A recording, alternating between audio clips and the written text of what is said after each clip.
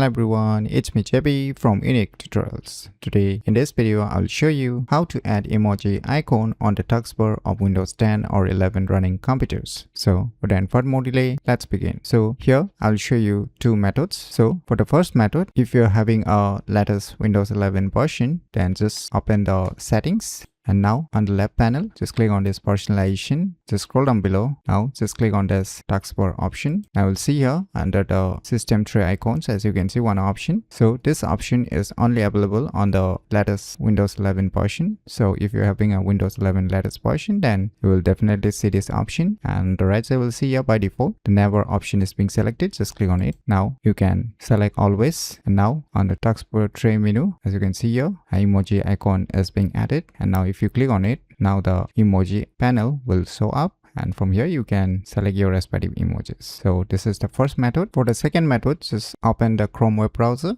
and just visit to this website link. I'll be providing this website link too in the video description, so you can copy and directly paste on this address bar, and after that just hit enter. Now it will start downloading one zip file. So finally the file has been downloaded. So let me go to the folder where it's being downloaded and let me close this web browser. Now just double click it to extract this zip file. Now just open the extracted folder. Now you'll see here the second file is the application. So just right mouse click on it and click on this some more options. Now you will see here one option pinned to taskbar. Just click on it.